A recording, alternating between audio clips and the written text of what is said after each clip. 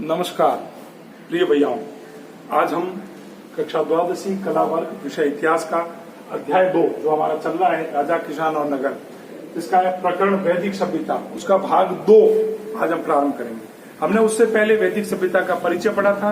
वैदिक सभ्यता के अंदर महाजनपदों के बारे में पढ़ा, वैदिक सभ्यता में जनपद और महाजनपद क्या हैं उनके बारे में पढ़ा। आज हमारे पास 3 बिंदु मुख्य आते हैं। सबसे पहला बिंदु आता है गण व संघ की बात करेंगे, मगध महाजनपद के बारे में पढ़ेंगे और मगध महाजनपद इतना समृद्ध क्यों हुआ उसके बारे में, यानी 3 मुख्य बिंदुओं की हम बात करेंगे। देखिए, सबसे पहले हम चलते हैं गण और संघ क्या। सबसे पहले गण शब्द जो है उसका प्रयोग कई सदस्य वाले समूहों के लिए किया जाता है। समझ रहे ना बात, गण शब्द का प्रयोग कई सदस्यों वाले समूहों के लिए किया जाता है। दूसरा शब्द आता है संघ। दूसरा शब्द कौन सा आता है? संघ। संघ शब्द का प्रयोग जो है वो किसी संगठन या सभा के लिए किया जाता है। समझ रहे अंतर? गण शब्द का प्रयोग जो है वो कई सदस्य वाले समूह के लिए, जैसे 5-7 लोगों का एक समूह बन गया, वो समूह जो है वो गण कहला सकता है। लेकिन संघ शब्द का प्रयोग जो है वो किसी संगठन या किसी सभा के लिए किया जाता है। अब देखिए, गण या संघ में कई शासक होते हैं। कभी कभी लोग एक साथ शासन करते हैं। जैसे जब कर लें तो सभाओं में वाद विवाद के जरिए निर्णय लिया जाता है। सभा जो होती है ना, उसमें वाद विवादों के माध्यम से क्या लिया जाता है? निर्णय लिया जाता है। लेकिन गण की सभाओं में स्त्रियां, दासों, कंपकाओं की भागीदारी नहीं होती। गण जो होता है ना, गण अपनी टीम जिसको कह सकते हैं, उसके अंदर स्त्रियां, दासों, कंपकाओं की भागीदारी नहीं होती। लेकिन संघ में हो सकती है, क्योंकि संघ जो है वो किसी संगठन या सभा को कहा जाता है। बात समझ रहे हैं मेरे?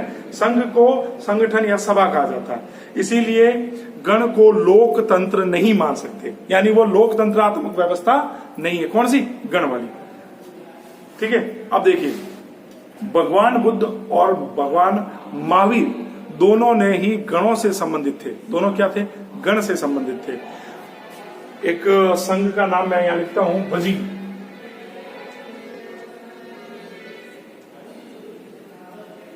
ये वजी जो संघ है, यह वजी संघ की ही बाती कुछ राज्यों में भूमि सहित अनेक आर्थिक स्रोतों पर राजा जो है वो गण सामूहिक नियंत्रण रखते थे।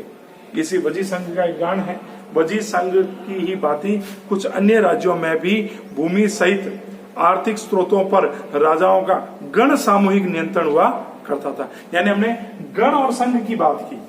किसकी बात की? गण का अर्थ होता है, गण शब्द का प्रयोग कई सदस्य वाले समूहों के लिए किया जाता है और संघ शब्द का प्रयोग किसी संगठन या सभा के लिए किया जाता है। अब हमारे सामने अगला बिंदु आया, मगध महाजनपद की बात करें। कौन से महाजनपद की? मगध।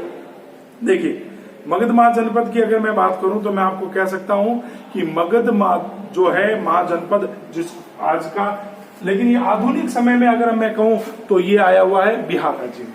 कहां पर?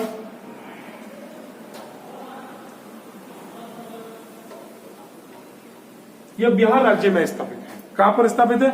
बिहार राज्य में स्थित है। मगध जो है वो 6ठी से लगाकर 4वीं शताब्दी ईस्वी पूर्व में सबसे शक्तिशाली महाजनपदों में ये रहा। सबसे शक्तिशाली, पावरफुल अगर कह सकते हैं तो, और सबसे विशाल काय अगर जनपद कह सकते हैं तो यह रहा है। कौन सी शताब्दी की बात करें? उल्टा क्रम चल रहा है। 6ठी शताब्दी से 4वीं शताब्दी ईस्वी पूर्व में सबसे शक्तिशाली जनपद अगर रहा है तो वो मगध रहा है। अब देखो क्यों रहा है, वही हम आगे तीसरे बिंदु में इसके बारे में विस्तार से जानेंगे। आरंभ में राजगृह मगध की राजधानी रहा है। कौन सी राजधानी रहा है? राजगृह। देखो, इसमें राजधानियां बदलेगी, यहां मैं लिख रहा हूं राजगृह। आरंभ में, कब की बात कर रहे हैं अपन? प्रारंभ की। प्रारंभ की राजधानी कौन सी रहा है? राजगृह रहा था। ठीक है। पहाड़ों के बीच बसा यह राजगृह एक किलेबंद शहर था। किलाबंद शहर होता है जिसके चारों ओर प्रकोटा होता है, दीवार होती है, उस किलेबंद शहर था। और बाद में कहा जाता है कि 4वीं शताब्दी ईस्वी पूर्व में पाटलिपुत्र को इसकी राजधानी बना दिया गया। यानी बाद में इसको किसकी राजधानी? बाद में किसको बना दिया गया? पाटलिपुत्र। पाटलिपुत्र इसको इसकी राजधानी बना दिया गया। पहले ये राजगृह थी, बाद में इसको बदलकर पाटलिपुत्र इसकी राजधानी बना दिया गया। और वर्तमान में जो पाटलिपुत्र है उसको किस नाम से जाना जाता है? पटना। क्या कहा जाता है? पटना। यानी इसको अगर कहें तो ये पटना, ठीक है। तो पटना और अनेक राजधानियों की किलेबंदी जो होती थी वो लकड़ी, ईंट या पत्थर की बड़ी बड़ी ऊंची दीवारें बनाकर उसको किया जाता था। अब देखो एक नोट करने वाली बात है कि कौसंबी जो है, कौसंबी से किले की दीवारों के साक्ष्य मिले। कौसंबी जो है वो स्थान जो महाजनपदों में है, वहां से ये साक्ष्य मिले हैं। देखो इतिहास को जानने के, मैंने आपको 2-4 बार पहले भी बताया, इतिहास को जानने के 2 स्रोत है, पुरातात्विक स्रोत और साहित्यिक स्रोत। पुरातात्विक स्रोतों के अंदर ये आ रहा है, यानी कौसंबी के किले की दीवारों में जो है इसके साक्ष्य प्रमाण ये मिले कि किलेबंदी के अंदर दीवारी प्रक्रिया प्रारंभ थी। यानी दीवारों के अंदर एक पूरा परकोटे के अंदर उस किले को जो है सुरक्षित रखा जाता था। देखो एक मैं आपको बता दूं, डॉक्टर हेमचंद्र राय चौधरी ने मगध के बारे में कुछ इस प्रकार से बताया। वो क्या कहते हैं कि मगध क्या था? देखो वो कहते हैं कि मगध का प्रारंभिक इतिहास जो है वो हरक कुल, कौन से कुल की बात कर रहा है? हरक कुल। इसको मैं थोड़ा सा हटा देता हूं। मगध का जो प्रारंभिक इतिहास है वो कौन से कुल की बात कर रहा है? हरक कुल। कौन से कुल की बात कर रहा है? हरक, हरियक, ये हरियक कुल। कौन से कुल थे? हरियक कुल। मगध का जो प्रारंभिक इतिहास है वो हरियक कुल के राजा, जिसका नाम हुआ करता था, आपको पता हो तो, बिंबिसार। क्या नाम था? बिंबिसार। बिंबिसार ने प्रारंभ किया और मगध को उन्होंने दिग्विजय और उत्कर्ष के जिस मार्ग को अग्रसर किया वह तभी समाप्त हुआ जब कलिंग के युद्ध के उपरांत अशोक ने अपनी तलवार की म्यान को क्या कर दिया था? शांत कर दिया था। याद आया कलिंग का युद्ध? आगे पढ़ेंगे सम्राट अशोक के बारे में। कलिंग का युद्ध, वही कलिंग का युद्ध जिसमें 1 लाख से अधिक लोगों की जो मृत्यु हुई, तब सम्राट अशोक का हृदय परिवर्तन हो गया। उसने कहा कि भूमि के टुकड़े को जीतने के लिए इतने लोगों का जनसहार सही नहीं है, और यहीं से अशोक ने अपना धम्म सिद्धांत प्रतिपादित किया था। आगे इसके बारे में अध्ययन करेंगे। अब देखो हमारे पास तीसरा बिंदु आता है, मगध महाजनपद इतना क्यों विकसित हुआ? तो कह सकते हैं कि यह प्राकृतिक रूप से काफी सुरक्षित था, ठीक है। और इस जनपद के इर्द गिर्द पहाड़ियां थी, तो सीधी सी बात है दूसरी बाहरी सेना जो है इसके ऊपर आक्रमण नहीं कर सकती थी, और प्राकृतिक रूप से इसकी रक्षा सदैव बनी रहती थी। जैसे अपने यहाँ भारत के अगर मानचित्र को देखें तो उत्तर में हिमालय, नीचे दक्षिण में हिंद महासागर है, ऐसी सुरक्षा के घेरे के साथ हम लोग जो है पूरा देश हमारा बसावट है।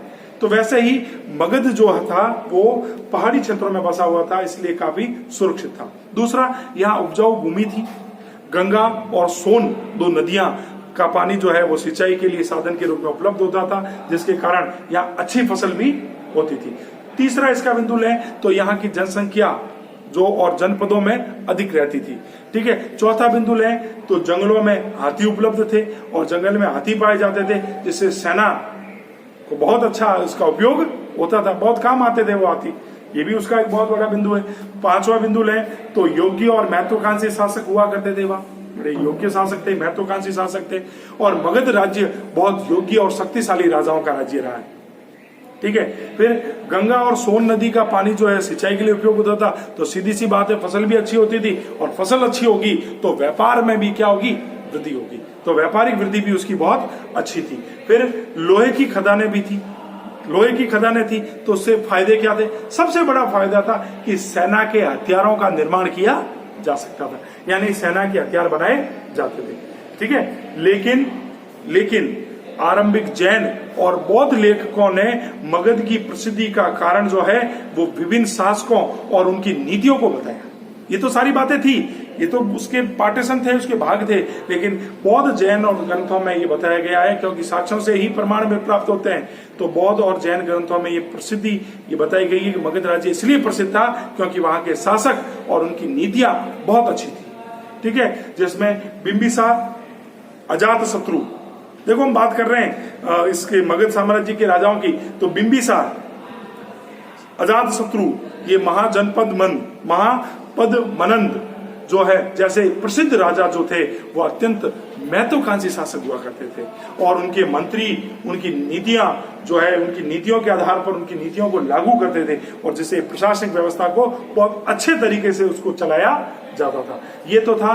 देखो हमारे पास हमने 3 बिंदु पढ़े, गण और संघ क्या है, मगध महाजनपद क्या है और मगध महाजनपद इतना योग्य क्यों रहा, इतना समृद्ध क्यों रहा।